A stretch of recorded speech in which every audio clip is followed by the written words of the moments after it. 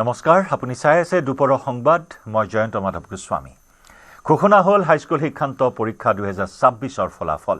শীৰ্ষৰ 3টা স্থান লাভ কৰিছে মুঠ 4গৰাকী পৰীক্ষাৰ্থীয়ে। প্ৰথম স্থানত পাটাচাকুছিৰ শংকৰদেৱ শিশু নিকেতনৰ জ্যোতিময় দাস, 591 নম্বৰ লাভ কৰিছে জ্যোতিময় দাসে। অসমীয়া আৰু গণিতত জ্যোতিময় লাভ কৰিছে 100 নম্বৰ। দ্বিতীয় স্থানত বিশ্বনাথৰ অম্বিকাগিৰি ৰায়চৌধুৰী জাতীয় বিদ্যালয়ৰ আকাংক্ষা ভূঞা, 589 নম্বৰ লাভ কৰিছে আকাংক্ষা ভূঞাই। যুটীয়াভাৱে তৃতীয় স্থান লাভ কৰিছে দুজন পৰীক্ষাৰ্থীয়ে। ডিব্ৰুগড়ৰ লিটিল ফ্লাৱাৰ এইচ স্কুলৰ জিয়া ফাৰাহ ইছলামে তৃতীয় স্থান লাভ কৰাৰ লগতে নলবাৰী লিটিল ফ্লাৱাৰ স্কুলৰ ছাত্ৰ সুৰজিৎ আখতাৰেও লাভ কৰে তৃতীয় স্থান। মুঠ 588 নম্বৰকৈ লাভ কৰিছে জিয়া ফাৰাহ ইছলাম আৰু সুৰজিৎ আখতাৰে। এইবাৰ হাইস্কুল শিক্ষান্ত পৰীক্ষাত 65.62% উত্তীৰ্ণৰ হাৰ। প্ৰথম বিভাগত উত্তীৰ্ণ হৈছে 85,189 গৰাকী, দ্বিতীয় বিভাগত 1,50,167 গৰাকী উত্তীৰ্ণ আৰু তৃতীয় বিভাগত উত্তীৰ্ণ হয় 46,345 গৰাকী।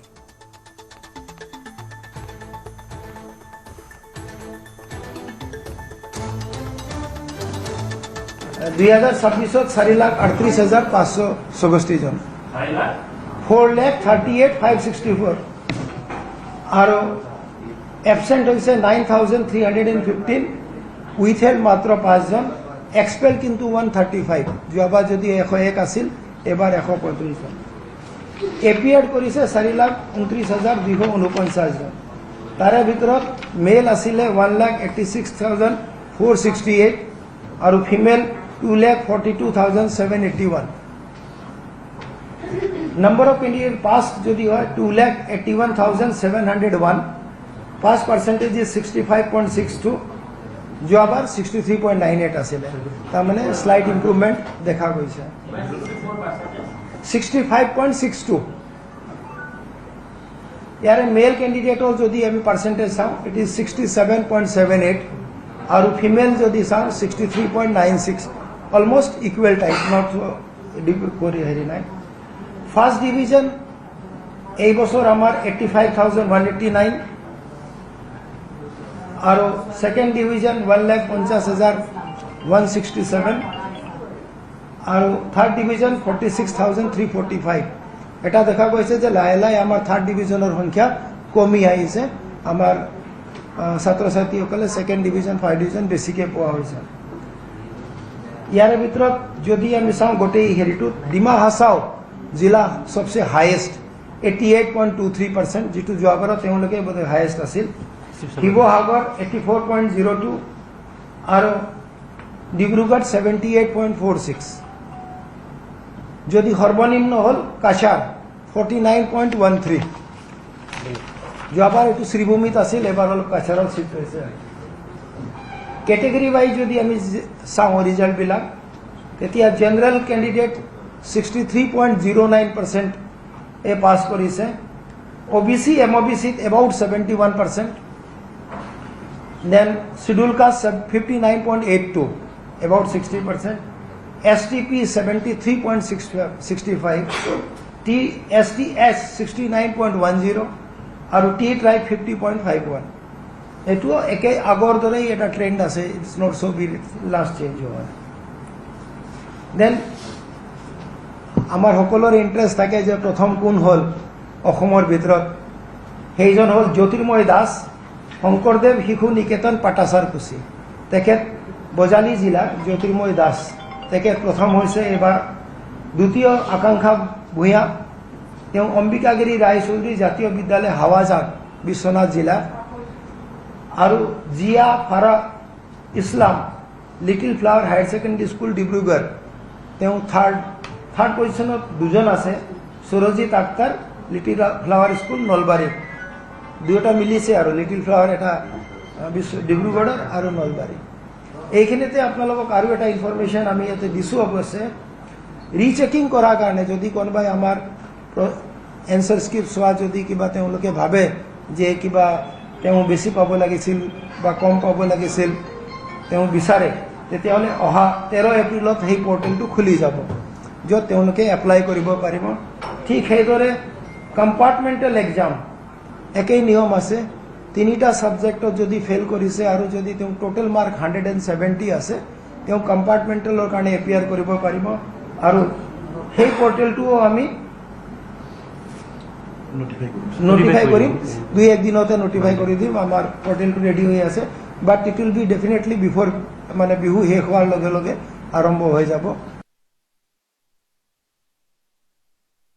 মুঠ আমাৰ 4,38,596 গৰাকী পৰীক্ষাৰ্থী তেওঁলোকে আবেদন কৰিছিল কিন্তু পৰীক্ষা দিয়াৰ সময়ত আমাৰ 4,29,249 গৰাকী পৰীক্ষাৰ্থীয়ে পৰীক্ষা দিয়ে আৰু ফলাফলত উত্তীৰ্ণৰ হাৰ 65.62 মই পুনৰ কৈছো যে এইবাৰ ফলাফলত উত্তীৰ্ণৰ হাৰ 65.62% যিটো যোৱাবাৰৰ উত্তীৰ্ণ হাৰতকৈ প্ৰায় 2.5% বেছি যোৱাবাৰ আমাৰ 63% আছিল আৰু এইবাৰ আমাৰ 65.6% উত্তীৰ্ণ হৈছে এটো খুব আশাব্যঞ্জক আৰু জিলা হিচাপে আটাইতকৈ প্ৰথম স্থানত আছে আমাৰ ডিমা হাছাও জিলা তেওঁলোকে 88.23% 5% তেওঁলোকে শীৰ্ষ স্থানত আছে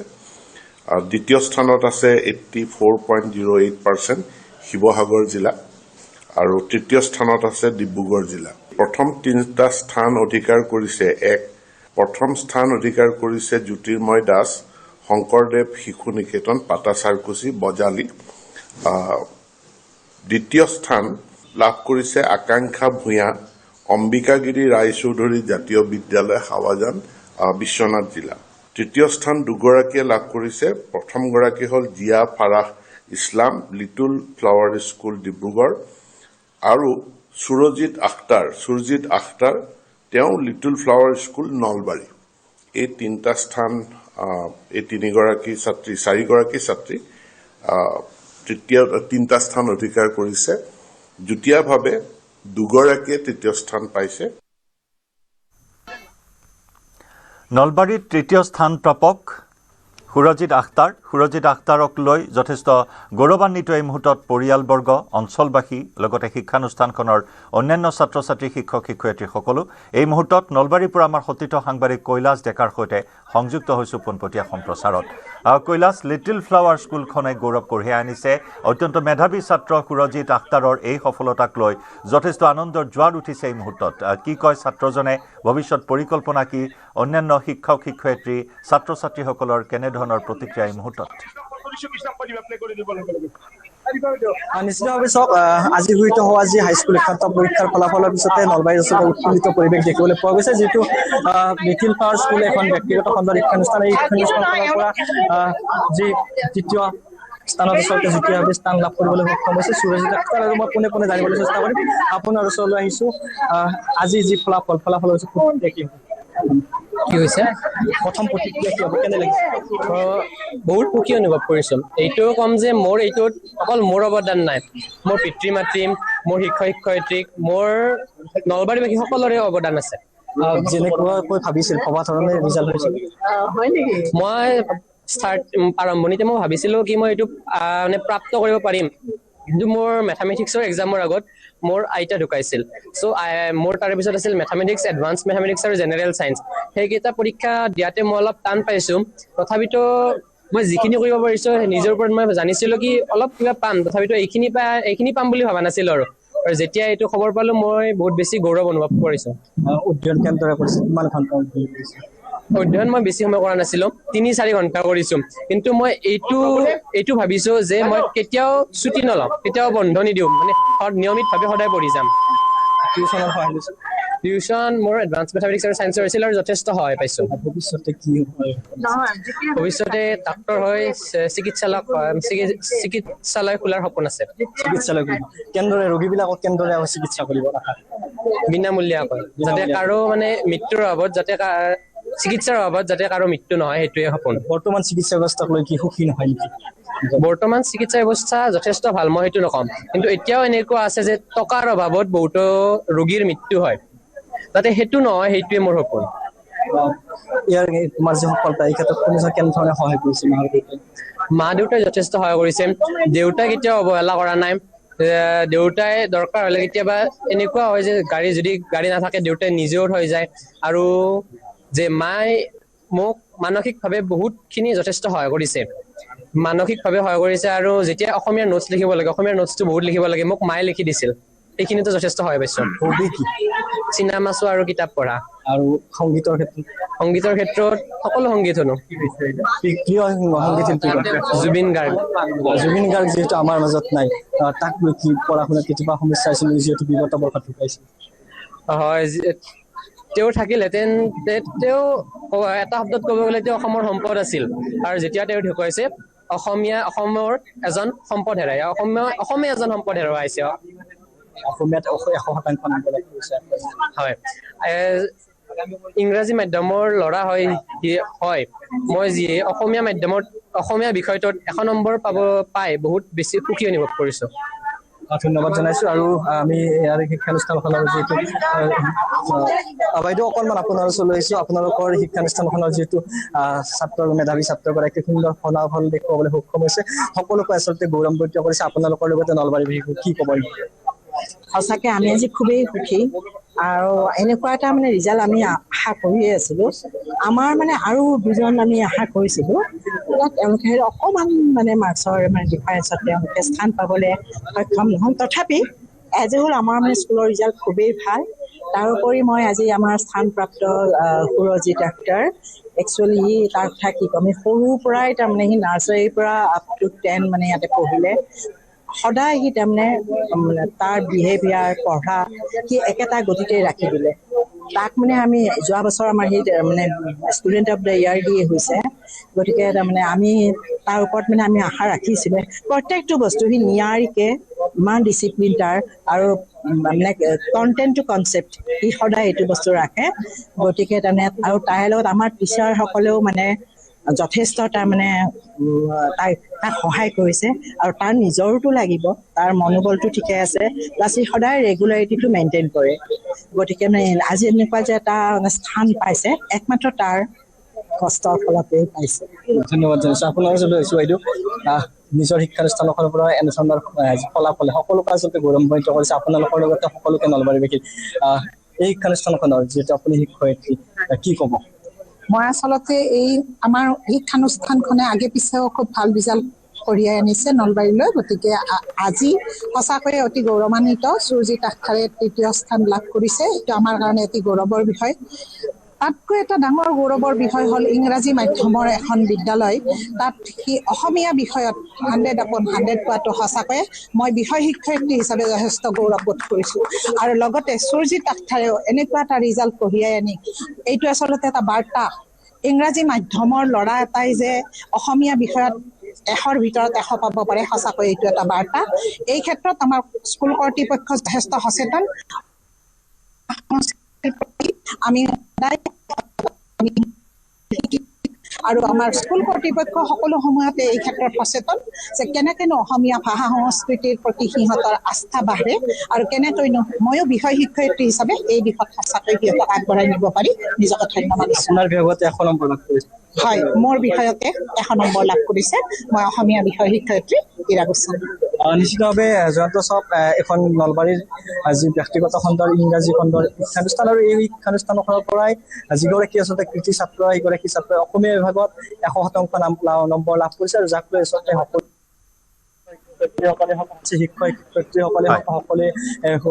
উৎফুল্লিত হৈ পৰা পৰিলক্ষিত হৈছে আৰু আমি ইতিমধ্যে সুৰজিৎ আখতাৰৰ পৰা আমি মনৰ কথা জানিলো আৰু তেখেতে ভৱিষ্যতে আচলতে কৈলাশ আমি নিউজ 18 অসম নৰ্থ ইষ্টৰ তৰফৰ পৰাও এইগৰাকী মেধাৱী ছাত্ৰ তথা শিক্ষানুষ্ঠানখনলৈ শুভেচ্ছা আৰু অভিনন্দন জ্ঞাপন কৰিছোঁ হাইস্কুল শিক্ষান্ত পৰীক্ষাত উত্তীৰ্ণৰ হাৰ হৈছে 65.62%। প্ৰথম বিভাগত উত্তীৰ্ণ হৈছে 85,189 গৰাকী, দ্বিতীয় বিভাগত উত্তীৰ্ণ 1,50,167 গৰাকী, তৃতীয় বিভাগত উত্তীৰ্ণ সংখ্যা 46,345 গৰাকী। ডিমা হাছাও, শিৱসাগৰ আৰু ডিব্ৰুগড় এই তিনিখন জিলা শীৰ্ষত উজলিছে উত্তীৰ্ণৰ হাৰেৰে। হাইস্কুল শিক্ষান্ত পৰীক্ষাত প্ৰথম স্থান লাভ কৰে বজালীৰ পাঠাচাৰকুছিৰ শংকৰদেৱ শিশু নিকেতনৰ ছাত্ৰ জ্যোতিময় দাসে। জ্যোতিময় দাসৰ এই সফলতাৰ খবৰ পোৱা মাত্ৰেই বিদ্যালয়খনত এক উৎসৱমুখৰ পৰিৱেশে বিৰাজ কৰে। শিক্ষক শিক্ষয়িত্ৰী সহপাঠী আৰু স্থানীয় ৰাইজে আনন্দ প্ৰকাশ কৰাৰ লগতে মেধাৱী ছাত্ৰজনক অভিনন্দন জনায়। জ্যোতিময় দাস বজালীৰ মৰকাৰ নিবাসী সতীশ চন্দ্ৰ দাস আৰু ববিতা দাসৰ দ্বিতীয় পুত্ৰ। আৰ্থিকভাৱে দুৰ্বল পৰিয়ালৰ পৰা আগবঢ়া এই ছাত্ৰজনে নিজৰ অধ্যৱসায়ী পৰিশ্ৰম আৰু দৃঢ় সংকল্পৰ জৰিয়তে এই সফলতা অৰ্জন কৰিবলৈ সক্ষম হৈছে। আৰ্থিক দুৰৱস্থাৰ মাজতো তেওঁ অধ্যয়নক অগ্ৰাধিকাৰ দি আগবাঢ়ি আহিছিল। জ্যোতিময়ৰ এই সফলতাই পুনৰ এবাৰ প্ৰমাণ কৰিলে যে দৰিদ্ৰতা শিক্ষাৰ পথত কেতিয়াও হেঙাৰ হ'ব নোৱাৰে। বিদ্যালয়ৰ গৌৰৱ বৃদ্ধি কৰা এই ছাত্ৰজনৰ উজ্জ্বল ভৱিষ্যত কামনা শিক্ষক শিক্ষয়িত্ৰীসকলৰ।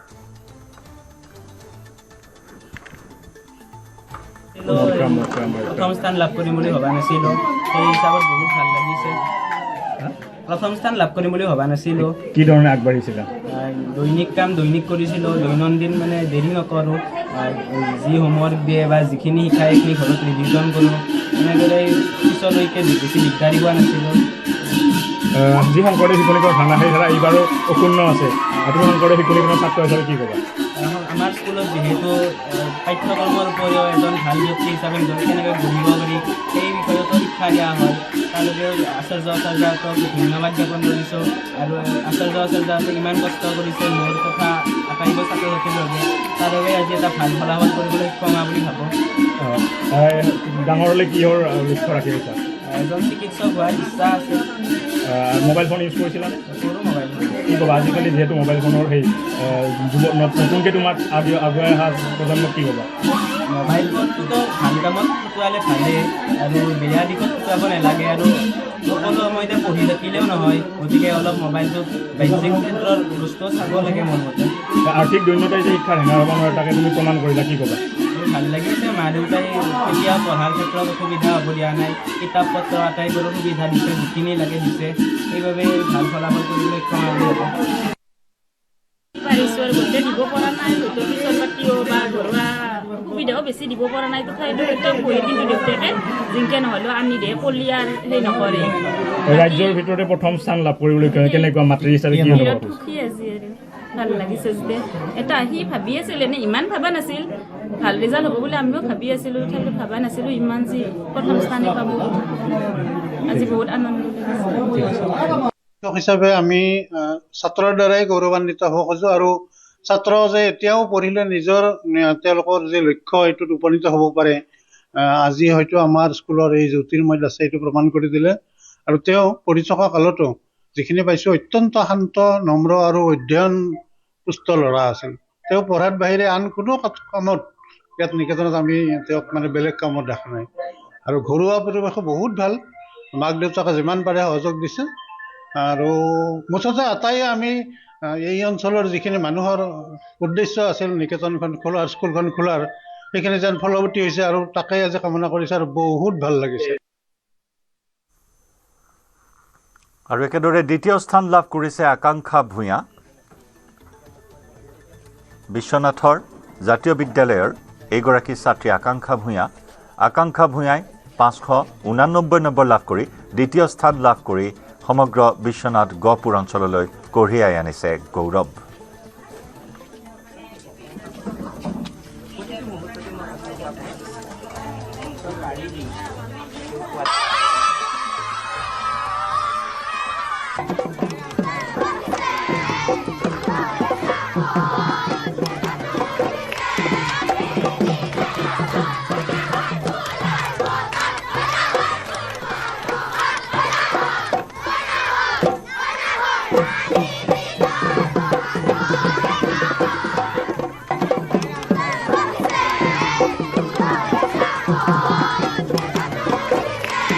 ধন্যবাদ। আজি সঁচাকৈ অত্যন্ত সুখী। পিতৃ মাতৃ তথা শিক্ষাগুৰু লগতে ওচৰ চুবুৰীয়াসকলে যথেষ্ট পৰিমাণে উৎসাহিত কৰিছিলে।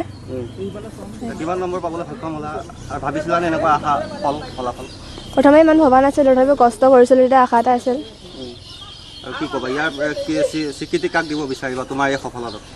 পিতৃ মাতৃ শিক্ষাগুৰু তথা বিদ্যালয়ৰ আমাৰ ৰেক্টৰ প্ৰধান শ্ৰীযুত কমল ফুকন ছাৰক দিব বিচাৰিম। অম্বিকাগিৰি ৰাইজৰ জাতীয় বিদ্যালয়ত পঢ়িছিলোঁ। প্ৰথম খবৰটো কেনেকৈ পালা, কেতিয়া পালা? দেউতাই দিছিলে প্ৰথম খবৰটো। কেনেকুৱা এটা চিন্তা হৈ আছিলে মনত যে তুমিতো কি ভাবিছিলা, মানে ভবা মতে হ'ল নাই? ভবাতকৈ অলপ বেছি হ'ল। কিদৰে পঢ়া শুনা কৰিছিলা? কেনেদৰে পঢ়া শুনা কৰিছিলা? ৰুটিন নাছিলে পঢ়া শুনাৰ কোনো। দৈনিক কেনেদৰে পঢ়িছিলা? পাৰ্যমানে পঢ়িছিলোঁ আৰু ৰুটিন নাছিলে। ভৱিষ্যত পৰিকল্পনা কি হ'ব? হয়তো প্ৰথমতে এজন ভাল নাগৰিক হ'ব বিচাৰিম, তাৰপিছত ভৱিষ্যতে পৰিকল্পনা আছে।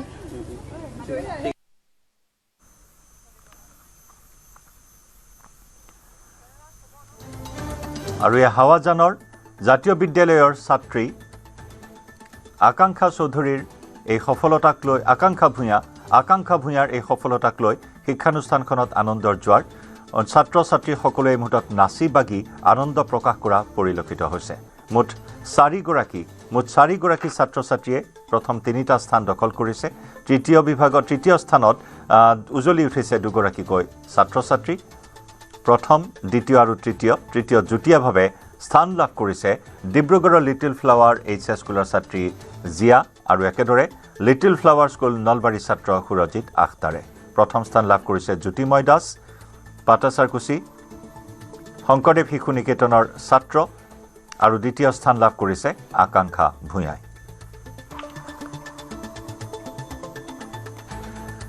আমি ইতিমধ্যে উল্লেখ কৰিছোঁ তৃতীয় স্থান লাভ কৰিছে জিয়া ফাৰা ইছলাম।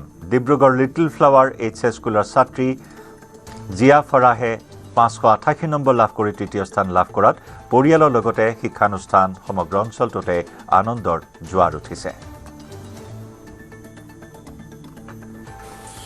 হয়, হাইস্কুল শিক্ষান্ত পৰীক্ষাত এইবাৰ তৃতীয় স্থান দখল কৰা জিয়া ইছলাম মোৰ ঘৰত মই উপস্থিত আছোঁ। ডিব্ৰুগড়ৰ লিটল ফ্লাৱাৰ স্কুলৰ পৰা তেওঁ তৃতীয় স্থান দখল কৰিছে এইবাৰ হাইস্কুল শিক্ষান্ত পৰীক্ষাত আৰু পোনপটীয়াকৈ ডিব্ৰুগড় মিলন নগৰ যিখন তেওঁৰ ঘৰ তাত আছোঁ আৰু জিয়াৰ লগত কথা পাতিবলৈ চেষ্টা কৰিম পোনপটীয়াকৈ। তেওঁ আছে জিয়া। আমি এইখিনি সময়ত সেই পৰিৱেশ দেখুৱাইছোঁ, ঘৰটোৰ সকলো লোক আছে উপস্থিত আছে। আমি অন্য সংবাদ মাধ্যমৰ একেলগে যি সময়ত বাতৰি সংগ্ৰহ কৰি থকা হৈছে এইখিনি সময়ত আৰু সেই পৰিৱেশ মই বৰ্তমান দেখুৱাই দিছোঁ। ঘৰখনৰ যদি পৰিৱেশ পিতৃ মাতৃৰ লগত আছে আৰু শুভকামনা তোমালৈ। প্ৰথম ৰিয়েকশ্যন কি হ'ব? প্ৰথম ৰিয়েকশ্যন একচুৱেলি চকু পানীহে ওলাইছিলে। একচুৱেলি বহুত ভাল লাগিছিলে। মোৰ পেৰেণ্টছক যে মই প্ৰাউড ফিল কৰাব পাৰিছোঁ, মোৰ স্কুলক প্ৰাউড ফিল কৰাব পাৰিছোঁ, সেইটো কাৰণে মোৰ কেনেধৰণে অধ্যয়ন কৰা হৈছিলে, কিমান সময় পঢ়িছিলা বা এনেধৰণৰ এটা ৰিজাল্টৰ আশা কৰিছিলানে? আশা কৰিছিলোঁ বুলি মই ক'লে মানে ভুল হ'ব। মোৰ পেৰেণ্টছে, ৰিলেটিভছে, স্কুল আৰু ফ্ৰেণ্ডছে বেছি আশা কৰিছিলে যে জিয়া তই ষ্টেণ্ড কৰিবি বুলি, কিন্তু মই ভাল এটা ৰিজাল্ট হ'ব বুলিকৈ পঢ়িছিলোঁ, ভালকৈ হাৰ্ডৱৰ্ক কৰিছিলোঁ আৰু এইটো হোৱাটো একচুৱেলি বহুত এটা মিৰাকল নিচিনা ক'ব পাৰোঁ। কিমান সময় অধ্যয়ন কৰা হৈছিলে, কেনেকুৱা আছিলে? প্ৰি বৰ্ডছৰ আগত পঢ়িবলৈ বেছি সময় পোৱা নাছিলোঁ, বিকজ স্কুলছ আছিলে, টিউশ্যনছ আছিলে, কিন্তু জানুৱাৰী মাহত আৰু ফেব্ৰুৱাৰীত পঢ়িছিলোঁ। আই থিংক মেক্সিমাম মই 16 আৱাৰ্ছে পঢ়িছিলোঁ এদিন আৰু মিনিমাম কিবা কৰি হ'লেও 11-12 কৰিব চাইছিলোঁ, মাজতে ব্ৰেকছ লৈছিলোঁ আৰু মানে ছ'চিয়েল মিডিয়া ইউজ কৰা হৈছিলে যে যিটো সময় আছিলে যে এতিয়া ছ'চিয়েল মিডিয়াৰ সময় বিশেষকৈ কেতিয়াবা ইউজ কৰা হৈছিলে, ব্যৱহাৰ কৰিছিলানে? হয়, কৰিছিলোঁ। আই থিংক ইউটিউবে বেছিভাগ বা হোৱাটছএপত কেনেবাকৈ অধ্যয়নত সহায় কৰিছিলে, পঢ়া শুনাত সহায় কৰিছিলে? সহায় কৰিছিলে। এতিয়া ফিউচাৰত কি কৰিম? ফিউচাৰত মই এগৰাকী চিকিৎসক হ'ব বিচাৰোঁ, নীট কোচিঙো কৰি আছোঁ। So' hopefully I can serve my country by becoming a doctor. ক'ত পঢ়িবা এতিয়া? মই এতিয়া আৰ্কেট পঢ়ি আছোঁ। আৰ্কেট পঢ়ি আছে। শুভকামনা তোমালৈ। Thank you. এয়া আছিল জিয়া ইছলাম আৰু এইখিনি সময়ত জিয়া ইছলামৰ ঘৰৰ পৰা সেই পৰিৱেশ দেখুৱালোঁ নিউজ 18ৰ দৰ্শকসকলক। জিয়াই সৰুৰ পৰাই খুব ভালদৰে পঢ়া শুনা কৰে, অবিডিয়েণ্ট হয় আৰু স্কুলত যিখিনি পঢ়াই তাই সেইখিনি ঘৰত মানে ফ'ল' কৰে। সৰুৰ পৰা মই তাইক পঢ়াইছিলোঁ, চাইছিলোঁ, কিন্তু মানে বহুত মন দিয়ে। কিন্তু কি ক'ম আৰু, কষ্ট কৰিব পাৰে যেতিয়ালৈকে কমপ্লিট নহয় চিলেবাছ, তাই নুশুঠে পঢ়াৰ পৰা। এই অনুভৱ কেনেকুৱা? খুব সুন্দৰ, খুব ভাল লাগিছে। আজি এটা ডিকেডৰ তাইৰ ৰিজাল্ট ওলালে। আজি 10-11 বছৰৰ ফলটো পালে তাই, কষ্টৰ ফল বুলিয়ে ক'ব লাগিব। মাক হিচাপে আজি গৌৰৱ অনুভৱ কৰিছোঁ। লিটল ফ্লাৱাৰ স্কুললৈ, ডিব্ৰুগড়লৈ সুনাম কঢ়িয়াই আনিছে।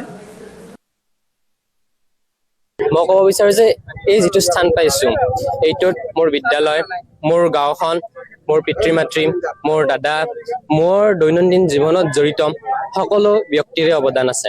কেনেধৰণে অধ্যয়ন কৰিছিলা? টিউটৰৰ সহায় লৈছিলা? টিউচন আছিল, এডভান্স মেথছৰ আছিল আৰু ছায়েন্সৰ আছিল। মই দৈনন্দিন অধ্যয়ন বেছি কৰা নাই, 3-4 ঘণ্টা, মই 5-6 ঘণ্টা কৰিছিলোঁ। কেৱল সদায় যিখিনি দিয়ে সেইখিনি মই পঢ়িছিলোঁ, নিজে পঢ়িছিলোঁ। কাৰো পৰা পঢ়া মানে নিজে পঢ়িলে চব হৈ যাব, সেইখিনিয়ে ক'ম। আৰু মই তোমালোকৰ নিচিনা সাধাৰণ ছাত্ৰই এজন। মই যিখিনি পাইছোঁ তোমালোক পাবলৈ সক্ষম হ'বা। কেৱল লাগিব দৃঢ়তা, নিজৰ ওপৰত বিশ্বাস, আৰু লাগিব সদায় কাম সদায় কৰি যোৱা। কেতিয়াও মানে এটা বস্তু কেতিয়াও পিছ পেলাই নেদিবা কি আজি এখন নপঢ়ো, সদায় বস্তু সদায় পঢ়ি যাবা, সেইটোৱে ক'ম। তুমি কিমান মান সময় অধ্যয়ন কৰিছিলা? 3-4 ঘণ্টা। পৰৱৰ্তী সময়ত মই ছায়েন্স লৈ নীট দি পেলাই ডক্টৰ হ'ম বুলি ভাবি আছো।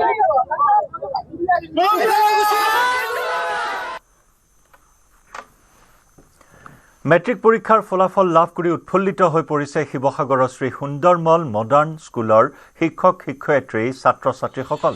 বিদ্যালয়খনৰ 68গৰাকী পৰীক্ষাৰ্থীৰ আটাইকেইগৰাকী উত্তীৰ্ণ হৈছে। 68গৰাকীৰ ভিতৰত 66গৰাকী প্ৰথম বিভাগত উত্তীৰ্ণ হৈছে। বহুকেইগৰাকীয়ে লাভ কৰিছে ডিষ্টিংশ্যন ষ্টাৰ নম্বৰ।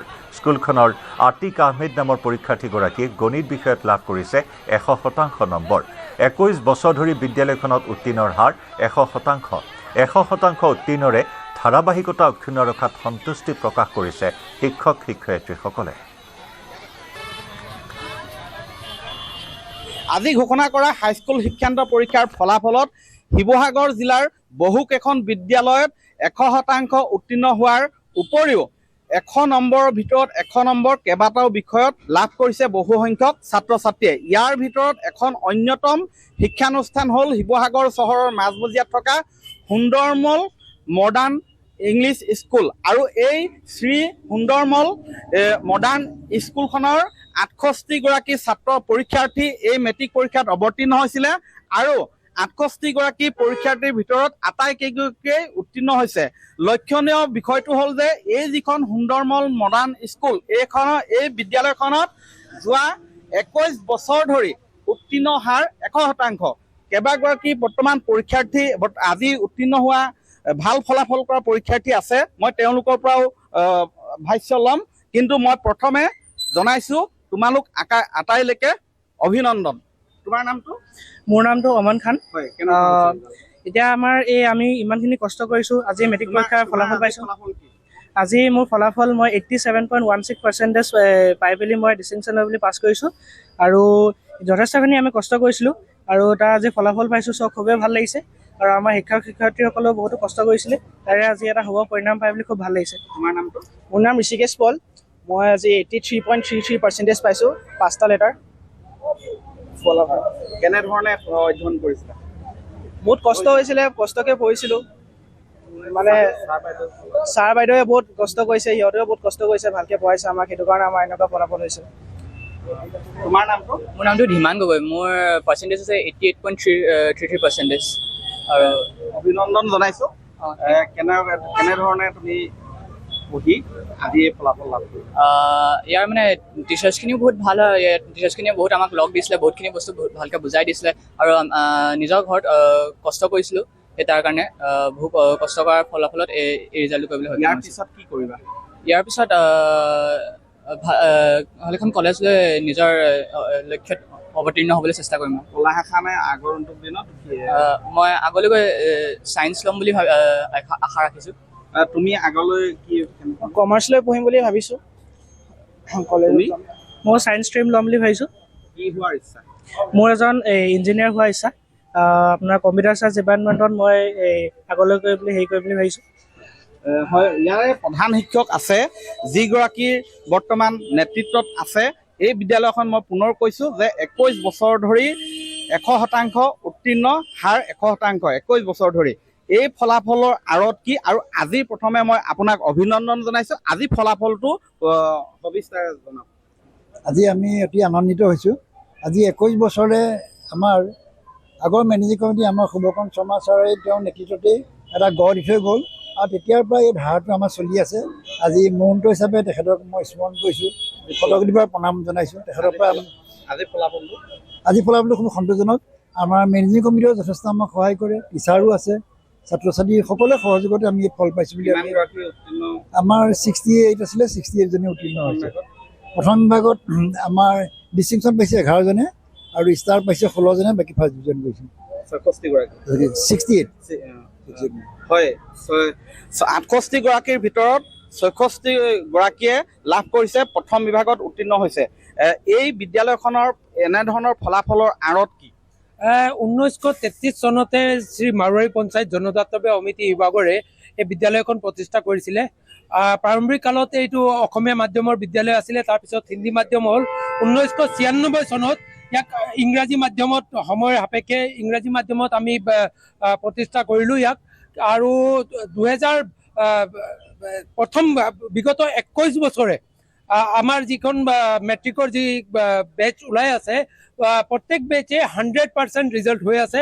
হয়, পৰীক্ষাৰ্থীসকলৰ অশেষ কষ্ট সাধনা আৰু শিক্ষক শিক্ষয়িত্ৰীসকলৰ যি চেষ্টা, সেই সকলো মিলাই সমিল মিলেৰে তেওঁলোক আগবাঢ়ি গৈছে, যাৰ বাবে বছৰি এই বিদ্যালয়খনত ফলাফল কেৱল 100% উত্তীৰ্ণই নহয়, অধিকাংশ পৰীক্ষাৰ্থীয়ে এইখনত প্ৰথম বিভাগতেই উত্তীৰ্ণ হোৱাৰ অভিলেখ আছে। আৰু একেদৰে হাইস্কুল শিক্ষান্ত পৰীক্ষাত উত্তীৰ্ণৰ হাৰৰ ক্ষেত্ৰত দ্বিতীয় স্থানত আছে শিৱসাগৰ জিলা। 84.08% উত্তীৰ্ণৰ হাৰেৰে দ্বিতীয় স্থানত শিৱসাগৰ জিলা। শিৱসাগৰ জিলাত 8,726 গৰাকী পৰীক্ষাৰ্থী অৱতীৰ্ণ হৈছিল। উত্তীৰ্ণ হয় 7,337 গৰাকী পৰীক্ষাৰ্থী। বিগত বৰ্ষত উত্তীৰ্ণ হাৰৰ ক্ষেত্ৰত প্ৰথম স্থানত আছিল শিৱসাগৰ জিলা। এইবাৰ দ্বিতীয় স্থানত থাকিলেও উত্তীৰ্ণৰ হাৰ বিগত বৰ্ষসমূহৰ তুলনাত বৃদ্ধি হোৱাত আনন্দ উৎসাহ প্ৰকাশ কৰিছে শিক্ষা বিষয়া, শিক্ষক শিক্ষয়িত্ৰীসকলে। এইবাৰ বিগত বৰ্ষৰ শিৱসাগৰ জিলাই এই যি উত্তীৰ্ণ হাৰৰ ক্ষেত্ৰত যি জয়যাত্ৰা আছে সেই অব্যাহত ৰাখিছে। যদিও এইবাৰ আমি দ্বিতীয় স্থানত উপস্থিত হ'লোঁ, কিন্তু এইবাৰ আমাৰ উত্তীৰ্ণ হাৰ আগতকৈ 2.84% বাঢ়িছে। আমাৰ বিগত বৰ্ষত উত্তীৰ্ণ হাৰ আছিলে 81.24% আৰু এই বৰ্ষত উত্তীৰ্ণ হাৰ হ'ল 84.08%। এইবাৰ আমাৰ প্ৰথম বিভাগত উত্তীৰ্ণ হৈছে প্ৰায় 3,006 জন ছাত্ৰ ছাত্ৰী উত্তীৰ্ণ হৈছে। দ্বিতীয় বিভাগত 3,539 জন উত্তীৰ্ণ হৈছে আৰু তৃতীয় বিভাগত 792 জন উত্তীৰ্ণ হৈছে। আমাৰ এই হিচাপত আমি যদি চাব যাওঁ, টোটেল 8,726 জনৰ ভিতৰত আমাৰ সৰ্বমুঠ 7,337 গৰাকী পৰীক্ষাৰ্থী উত্তীৰ্ণ হৈছে। কোকৰাঝাৰত নিৰ্বাচনৰ পিছত হিংসাত্মক ঘটনা। কাৰিগাঁৱত দুৰ্বৃত্তই লণ্ডভণ্ড কৰিলে এপছুৰ কাৰ্যালয়। এম বাথাৰ নেতৃত্বত এপছুৰ কাৰ্যালয়ত আক্ৰমণৰ অভিযোগ। প্ৰায় 40-50খন বাহনেৰে আহিছিল আক্ৰমণকাৰীৰ দলটো। মাজনিশা সংঘটিত হৈছে হিংসাত্মক ঘটনা। দুৰ্বৃত্তৰ আক্ৰমণত আহত হৈছে দুগৰাকী লোক। ঘটনাস্থলীত উপস্থিত নিৰাপত্তাৰক্ষীৰ বৃহৎ দল। আৰক্ষীৰ শীৰ্ষ বিষয়া উপস্থিত হৈ আৰম্ভ কৰিছে তদন্ত। এই সমগ্ৰ ঘটনাক তীব্ৰ ভাষাৰে গৰিহণা এপছুৰ সভাপতি খৰমদাও ৱাৰীৰ। অভিযুক্তক শীঘ্ৰেই গ্ৰেপ্তাৰ কৰি কঠোৰ শাস্তি বিহাৰ দাবী।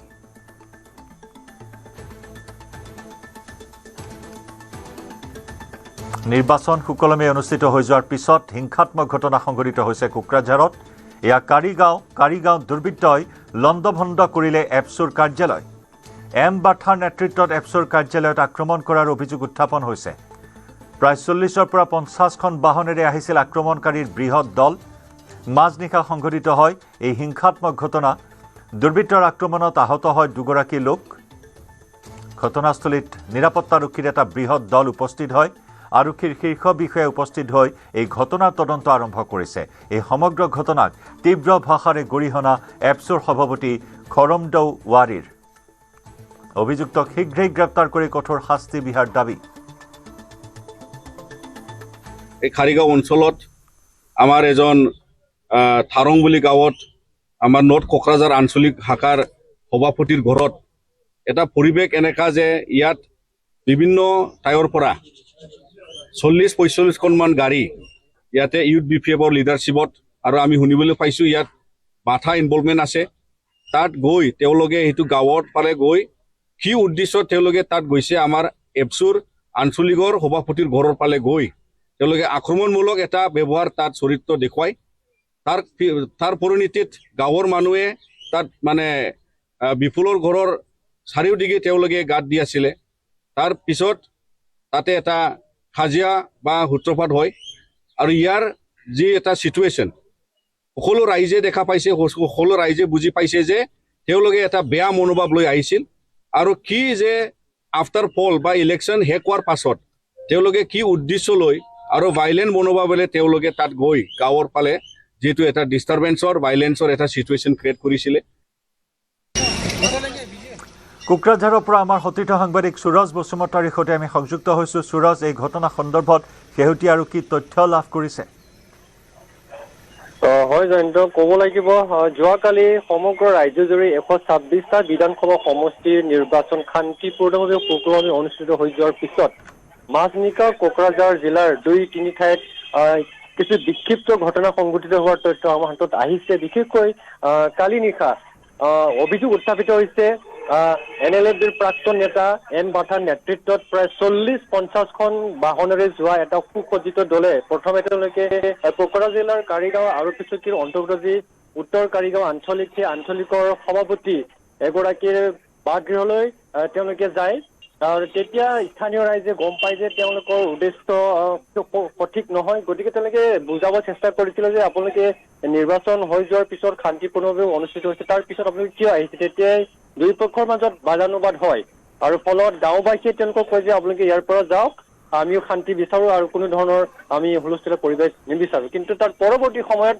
তেওঁলোকে যি কাৰিগাঁওস্থিত কাৰিগাঁও ইউনিট এপছুৰ কাৰ্যালয় সেই কাৰিগাঁও ইউনিট এপছুৰ কাৰ্যালয়লৈ আহি কাৰ্যালয়ৰ আচবাব পত্ৰ লণ্ড বন্ধ কৰাৰ লগতে এপছুৰ যি সাংগঠনিক পতাকা সেই পতাকাখন নমাই ফালি ছিঙি পেলাই দিয়ে লগতে কাৰ্যালয়টোৰ দুৱাৰ খিৰিকী চাউল আলু ইত্যাদি বিভিন্ন ধৰণৰ সা সামগ্ৰী তেওঁলোকে লণ্ড বন্ধ কৰি পেলাই আৰু এই তাত যিকেইজন এপছুৰ সদস্য আছিলে তেওঁলোক কোনোমতে প্ৰাণ ৰক্ষা কৰি পলাবলৈ সক্ষম হয় আৰু এই সমগ্ৰ ঘটনাত নিশাই কোকৰাঝাৰ আৰক্ষী অধীক্ষকৰ নেতৃত্বত যোৱা এটা বিশাল আৰক্ষীয়ে তেওঁলোকক তাৰ পৰা পঠিয়াবলৈ সক্ষম হয় আৰু আজি এপছুৰ কেন্দ্ৰীয় সভাপতি খৰমদা ৱাৰীয়ে সমগ্ৰ ঘটনাত তীব্ৰ ভাষাৰে গৰিহণা দিয়াৰ লগতে আমাৰ কোকৰাঝাৰ সমষ্টিৰ পূৰ্বৰ বিধায়ক লৰেন্স ইছলাৰী আজি উপস্থিত হৈ তেওঁ সমগ্ৰ ঘটনা তদাৰক কৰিছে আৰু তেওঁ গৰিহণা দিছে যে এনেকুৱা ধৰণৰ ঘটনা পুনৰাই সংঘটিত নহয় আৰু যিসকল দোষী সেই দোষীসকলৰ বিৰুদ্ধে কঠোৰ ব্যৱস্থা গ্ৰহণ কৰিবলৈ জিলা প্ৰশাসন আৰক্ষী প্ৰশাসনলৈ আহ্বান জনাইছে আৰু বিশেষকৈ যোৱা নিশা শান্তিপূৰ্ণ নিৰ্বাচন হৈ যোৱাৰ পিছত কোকৰাঝাৰ জিলাৰ যি কাৰিগাঁৱৰ পৰা হলটু গাঁও আৰু 3টা স্থানত তেওঁলোকে অভিযোগ আনিছে যে এই সমগ্ৰ ঘটনাৰ আঁৰত BPFৰ যুৱকৰ্মী জড়িত আছে আৰু যি প্ৰাক্তন NLF নেতা এম বাথা জড়িত আছে আৰু তেওঁৰ নেতৃত্বত হবা বুলি তেওঁলোকে অভিযোগ আনি আজি ইতিমধ্যে কোকৰাঝাৰ থানাত এজাহাৰ দাখিলৰ কাৰণে তেওঁলোকে আগবাঢ়িছে ধন্যবাদ সুৰজ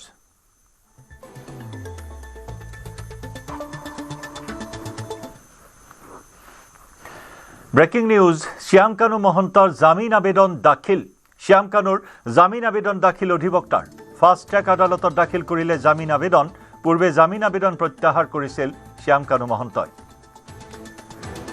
প্ৰথমে জামিন আবেদন দাখিল কৰি তাৰ পিছত ছত্ৰভংগ দিছিল প্ৰত্যাহাৰ কৰিছিল সেই জামিন আবেদন কিন্তু শেহতীয়াকৈ পুনৰ এবাৰ শ্যাম কানুৰ অধিবক্তাই ফাষ্ট ট্ৰেক আদালতত দাখিল কৰিছে জামিন আবেদন জুবিন হত্যাৰ অন্যতম অভিযুক্ত শ্যাম কানু মহন্ত বাক্সা কাৰাগাৰত কাৰাবন্দী শ্যাম কানু মহন্তই জামিন আবেদন দাখিল কৰিছে শ্যাম কানুৰ জামিন আবেদন দাখিল অধিবক্তাৰ ফাষ্ট ট্ৰেক আদালতত দাখিল কৰিলে জামিন আবেদন পূৰ্বে জামিন আবেদন প্ৰত্যাহাৰ কৰিছিল শ্যাম কানু মহন্তই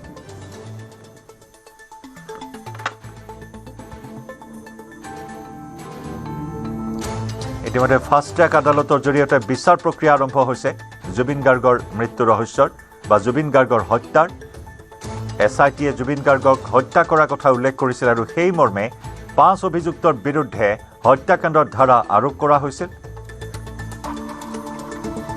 ইয়াৰ পূৰ্বেও আন কেইবাগৰাকী অভিযুক্তই জামিন আবেদন কৰিছিল যদিও সেই আবেদন প্ৰত্যাহাৰ কৰা হৈছিল সেই জামিন আবেদন নাকচ কৰা হৈছিল তাৰ মাজতে শ্যাম কানু মহন্তই ইয়াৰ পূৰ্বেও জামিন আবেদন কৰিছিল যদিও পৰৱৰ্তী সময়ছোৱাত প্ৰত্যাহাৰ কৰিছিল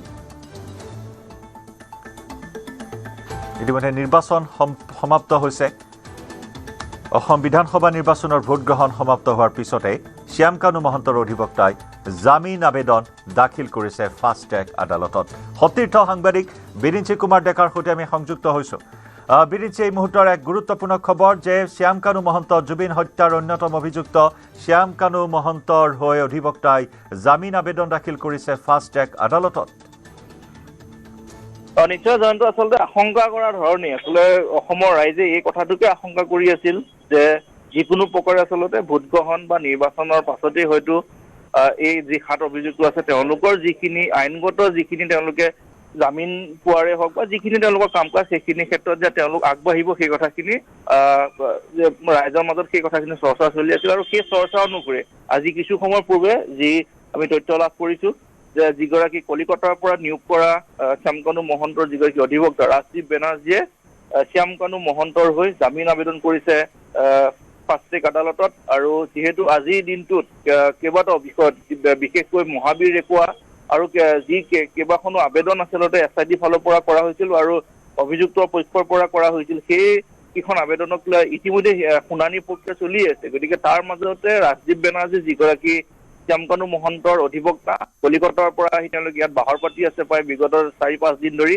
তেওঁলোকে জামিন আবেদন কৰিছে শ্যাম কানু মহন্তৰ হৈ আৰু সেই সমগ্ৰ আবেদনক লৈ আচলতে শুনানি কেতিয়া হ'ব কি হ'ব এই কথাখিনি এতিয়ালৈকে ন্যায়াধীশৰ ফালৰ পৰা কোনো ধৰণৰ নিৰ্দেশনা দিয়া নাই তেওঁলোকে আবেদনখন কৰিছে যে আবেদনৰ শুনানি হয়তো দিন এটা ধাৰ্য কৰিব যে শুনানিৰ দিন ধাৰ্য কৰিব হয়তো খুব কম সময়ৰ ভিতৰতে সেই শুনানি প্ৰক্ৰিয়া শেষ কৰি শ্যাম কানু মহন্তই আচলতে জামিন পাব নে নাপাব সেই কথাখিনি তেওঁলোকে নিৰ্দিষ্ট কৰি দিব আৰু যদি এইখিনিতে এটা কথা আমি আচলতে কৈ থব পাৰোঁ যে যদিহে ফাষ্ট ট্ৰেক আদালতত জামিন আবেদন যদি ৰিজেক্ট হয় যদি তেওঁলোকে অগ্ৰাহ্য হয় কিন্তু তাৰ তাৎক্ষণিকভাৱে তেওঁলোকে যিহেতু যাব পাৰিব উচ্চ ন্যায়ালয়ত গতিকে উচ্চ ন্যায়ালয়ত গ'লে হয়তো তেওঁলোকে খুব কম সময়ৰ ভিতৰত তেওঁলোকে জামিন পোৱাটো প্ৰায় নিশ্চিত হৈ পৰিছে আৰু সেই সকলোখিনিয়ে আচলতে দেখা পোৱা গৈছে কিয়নো এই সময়ছোৱাত ফাষ্ট ট্ৰেক আদালত গঠন কৰা ঠিক পূৰ্বৰে পৰা যি গৌতম বৰুৱা যি আদালতত সত্ৰ ন্যায়াধীশ আদালতত যি ধৰণৰ আচলতে যুক্তি তৰ্ক চলিছিল তাত বহুখিনি আচলতে SITৰ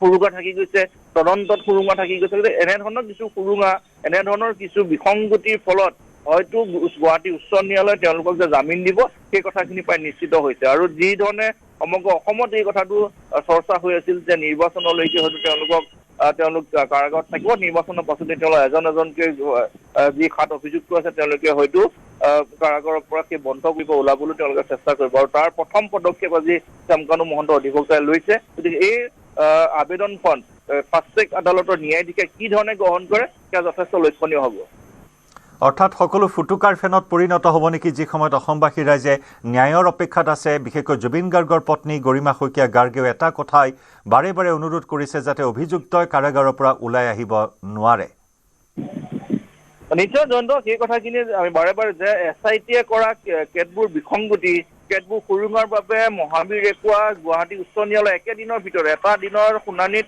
গুৱাহাটী উচ্চ ন্যায়ালয় মহাবীৰ ৰেকুৱা খুলি দিবলৈ নিৰ্দেশ দিলে একেটা নিৰ্দেশ দিয়া হৈছিল যে শ্যাম কানু মহন্তৰ তেওঁৰ পত্নীৰ সৈতে থকা যিসমূহ বেংক একাউণ্ট সেই বেংক একাউণ্টসমূহ যিসমূহ ফ্ৰিজ কৰি ৰখা হৈছিল সেইসমূহ খুলি দিবলৈ নিৰ্দেশ দিয়া হৈছে আৰু সেই সকলোখিনি হৈছে একমাত্ৰ তদন্তকাৰী বিষয়াৰ গাফিলতিৰ বাবে আচলতে সেইখিনি হৈছে কিয়নো তেওঁলোকে যি ধৰণে আচলতে বেংক একাউণ্ট বা মহাবীৰ ৰেকুৱা যি ধৰণে জব্দ কৰোঁতে তেওঁলোকে যিখিনি তেওঁলোকক সেই গোচৰী অভিযুক্ত পক্ষক তেওঁলোকে যিখিনি নটিচ দিব লাগে যিখিনি তেওঁলোকক আইনগত যিখিনি তেওঁলোকে কাৰ্য ব্যৱস্থা হাতত লৈ সেই কামখিনি কৰিব লাগিছিল তাক নকৰিলে যাৰ সুৰুঙালো অধিবক্তাই সেই কথাখিনিকে উপস্থাপন কৰিল আৰু গুৱাহাটী উচ্চ ন্যায়ালয় এটা দিনৰ ভিতৰতে সেয়া খুলি দিবলৈ নিৰ্দেশ দিলে গতিকে সেই কথাখিনি দেখা পোৱা গৈছে আৰু বহু সুৰুঙা আছে সেইখিনি যেতিয়া গুৱাহাটী উচ্চ ন্যায়ালয়ৰ যেতিয়া আদালতত সেই কথাখিনি যেতিয়া দাঙি ধৰিব তেওঁলোকৰ অধিবক্তা সেই সুৰুঙাৰ জৰিয়তে যে ওলাই আহিব সেই কথাটো কিন্তু নিশ্চিত হৈছে কিন্তু বিৰিঞ্চি এই যে হাজাৰ হাজাৰ পৃষ্ঠাৰ চাৰ্জশ্বিট প্ৰস্তুত কৰিলে SITয়ে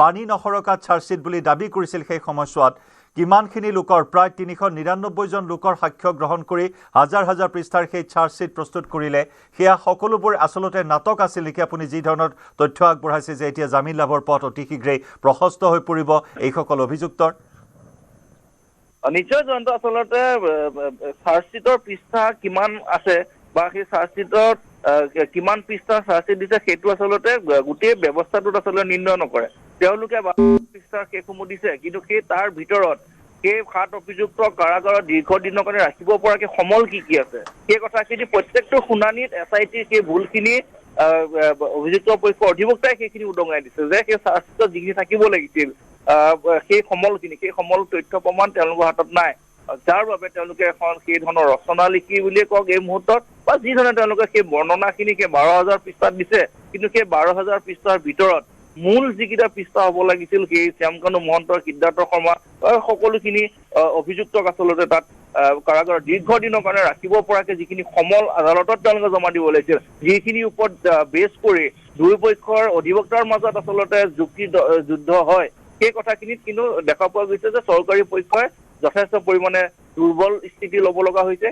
দুৰ্বল স্থিতি এইকাৰণে ল'ব লগা হৈছে যে SIT-য়ে তেওঁলোকে শুদ্ধ ৰূপত আৰু বিসংগতিহীনভাৱে তেওঁলোকে সেই তথ্যখিনি দিব নোৱাৰিলে, বহুত কুৰুঙা থাকিল আৰু সেই কুৰুঙাৰ আলম লৈ তেওঁলোকৰ সেই বেংক একাউণ্ট খুলি দিলে, মহাবীৰ একুৱা খুলি দিলে আৰু আজি নিৰ্বাচন আৰু এটা বিষয় বিৰিঞ্চি যে মুখ্যমন্ত্ৰীয়ে যেতিয়াই দাবী উত্থাপন হৈছিল যে ফাষ্ট ট্ৰেক আদালত অতি সোনকালে গঠন কৰিব লাগে, তেতিয়া মুখ্যমন্ত্ৰীগৰাকীও এটা প্ৰতিক্ৰিয়া প্ৰকাশ কৰিছিল যে বৰ্তমানৰ বা পূৰ্বৰ আদালতখনে যেনেদৰে বিচাৰ প্ৰক্ৰিয়া চলি আছে সেই প্ৰক্ৰিয়াৰ জৰিয়তে অভিযুক্ত মুকলি আকাশৰ তললৈ ওলাই আহিবলৈ সক্ষম হোৱা নাই, আদালত সলনি হ'লেই হয়তো অভিযুক্ত অতি সোনকালে ওলাই আহিব, মুখ্যমন্ত্ৰীয়ে সেই প্ৰতিক্ৰিয়া প্ৰকাশ কৰিছিল। আৰু এটা বিষয় বিৰিঞ্চি যে যি সময়ত ইয়াৰ পূৰ্বে শ্যামকানু মহন্তই জামিন আবেদন দাখিল কৰাৰ পিছত হঠাৎ প্ৰত্যাহাৰ কৰিছিল আৰু এতিয়া নিৰ্বাচনৰ ভোটগ্ৰহণ সমাপ্ত হোৱাৰ এদিন পিছতে আকৌ আবেদন দাখিল কৰিলে, সমগ্ৰ বিষয়খিনিয়ে যেন এক নাটকীয় এটা বিষয়।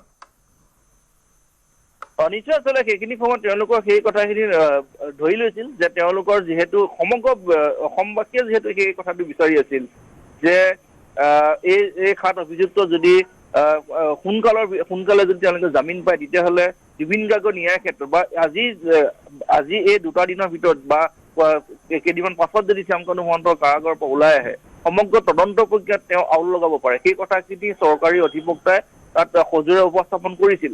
সেই কথাখিনি তেওঁলোকে দেখাইছে আৰু তাৰ বাবে তেওঁলোকে গম পাইছিল যে চৰকাৰেও যিহেতু যৎপৰোনাস্তি চেষ্টা কৰিছে যে তেওঁলোকক সেই 7 অভিযুক্ত যিকোনো প্ৰকাৰে কাৰাগাৰৰ ভিতৰত ৰাখিব লাগে, গতিকে অভিযুক্ত পক্ষই ভাবিছিল যে এইখিনি সময়ত কাৰাগাৰৰ পৰা ওলোৱাৰ পথ যিহেতু তেওঁলোকৰ বাবে মুকলি নহয়, তেওঁলোকৰ সহজ নহয়, যিহেতু তেওঁলোকে যদি জামিন পোৱাৰ পাছত তেওঁলোকক কি ধৰণে সহায় কৰিব, তেওঁলোক কাৰাগাৰৰ পৰা কেনেকৈ ওলাই আহিব, সেই ধৰণৰ কিছু কথাও যিহেতু চৰ্চা হৈছিল, গতিকে এই সমগ্ৰ বিষয়টোক লৈ মুখ্যমন্ত্ৰীগৰাকীয়ে যিহেতু প্ৰতিক্ৰিয়া ব্যক্ত কৰিছিল, গতিকে এইখিনি সময়ত কিন্তু আচলতে যিহেতু তেওঁলোকে জামিন আবেদন কৰিছে এইখিনি সময়ত এই মুহূৰ্তত বল আছে আচলতে চৰকাৰী অধিবক্তাৰ হাতত আৰু SIT-ৰ হাতত। তেওঁলোকে যদি তেওঁলোকৰ হাতত থকা যিখিনি অতিৰিক্ত তথ্য প্ৰমাণ, অতিৰিক্ত যিখিনি তথ্য সমল বা তেওঁলোকৰ লোক অধিবক্তাই যদি সজোৰে যুক্তি উপস্থাপন কৰিব পাৰে শুনানিৰ দিনটোত, তেতিয়াহ'লে এইগৰাকী শ্যামকানু মহন্ত যে আৰু কিছুদিনৰ বাবে জেলত ৰাখিব পৰা যাব সেই কথা নিশ্চিত, কিন্তু কিমান তেওঁলোকে সজোৰে সেই কথাখিনি উপস্থাপন কৰিব পাৰিব,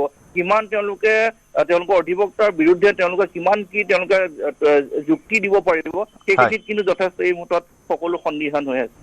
ধন্যবাদ বিৰিঞ্চি।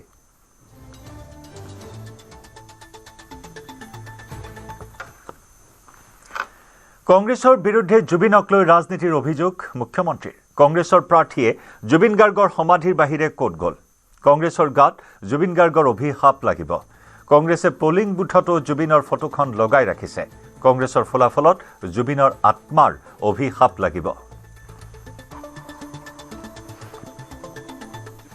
এই কংগ্ৰেছৰ পৰা অহা গোটেই কেণ্ডিডেট কেইজন জুবিন গাৰ্গৰ সমাধিৰ বাদে এওঁলোক ক'ত গ'ল মোক কওকচোন। আজিতো মই আপোনালোকক কওঁ আটাইতকৈ ডাঙৰ অভিশাপ যদি কংগ্ৰেছৰ লাগিব জুবিনৰ পৰা লাগিব। আজি ইলেকশ্যনৰ পুলিং বুথতো জুবিনৰ ফটোখন লগাই ৰাখিছে, আজি মেক্সিমাম কংগ্ৰেছৰ পুলিং বুথত জুবিনৰ ফটোখন লগাই ৰাখিছে, মানে ইমান যিটো তললৈকে গ'ল। মই ভাবোঁ যে যদি আমি ভাবাৰ দৰে বিজয় হয় জুবিনৰ আত্মাৰ অভিশাপো তাত জড়িত হৈ থাকিব, মোৰ যিটো ফিলিংছ।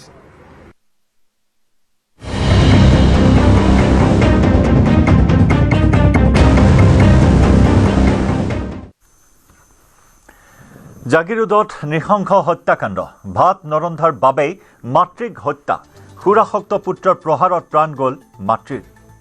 গোভা পুৰণি গাঁৱত সংঘটিত হৈছে এই চাঞ্চল্যকৰ হত্যাকাণ্ড। ঘাতক পুত্ৰ প্ৰকাশ পাটৰক আটক আৰক্ষীৰ। সুৰাসক্ত পুত্ৰই ভাত নৰন্ধাৰ বাবে মাতৃক হত্যা কৰাৰ ঘটনাই চাঞ্চল্য সৃষ্টি কৰিছে। গোভা পুৰণি গাঁৱত সংঘটিত হৈছে এই হত্যাকাণ্ড। ইতিমধ্যে ঘাতক পুত্ৰ প্ৰকাশ পাটৰক আটক আৰক্ষীৰ।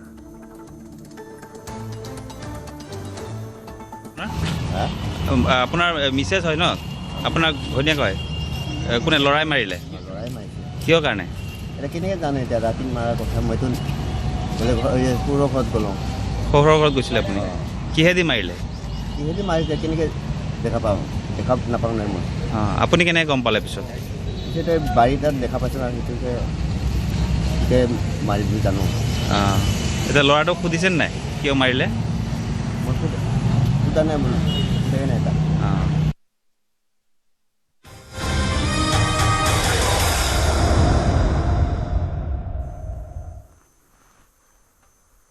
আজি বৰ্ষাপাৰাত হাই ভল্টেজ মেচ। ক্ৰমাগতভাৱে চতুৰ্থখন মেচত জয়ৰ লক্ষ্যৰে খেলপথাৰত নামিব ৰাজস্থান ৰয়েলছ।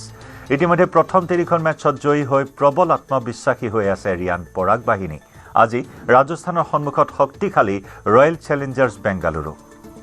2026 এই ছিজনটোত RCB দলটোৱে এতিয়ালৈকে 2খন মেচত জয়ী হৈ গুৱাহাটীত উপস্থিত হৈছে। ৰাজস্থান ৰয়েলছে 3খন মেচ জয়ী হৈ তালিকাৰ প্ৰথম স্থানত থকাৰ বিপৰীতে ক্ৰমাগতভাৱে 2খন মেচত জয়ী হৈ তালিকাৰ তৃতীয় স্থানত আছে RCB। উল্লেখযোগ্য যে গুৱাহাটীৰ বৰ্ষাপাৰাত অনুষ্ঠিত হোৱা 2খন মেচতে জয়ী হৈছে ৰাজস্থান ৰয়েলছ। যশস্বী জয়ছোৱাল আৰু বৈভৱ সূৰ্যবংশীৰ অপেনিং যুটিয়ে আৰম্ভণিৰে পৰা বলাৰৰ বিৰুদ্ধে প্ৰভাৱশালী প্ৰদৰ্শন অব্যাহত ৰাখিছে। ইফালে সকলোৰে চকু থাকিব কিং কোহলিৰ ওপৰত। গুৱাহাটীত কোহলিয়ে এটা ডাঙৰ ইনিংছ খেলিবলৈ চেষ্টা চলাব। কোহলিৰ লগতে RCBৰ ফিল চল্ট আছে দুৰ্দান্ত ফৰ্মত। সেইবাবে আজি খেলখন যথেষ্ট উত্তেজনাপূৰ্ণ হ'ব বুলি আশা কৰা হৈছে। আজি সন্ধিয়া 7:30 লগে লগে বৰ্ষাপাৰাত আৰম্ভ হ'ব এই মেচখন।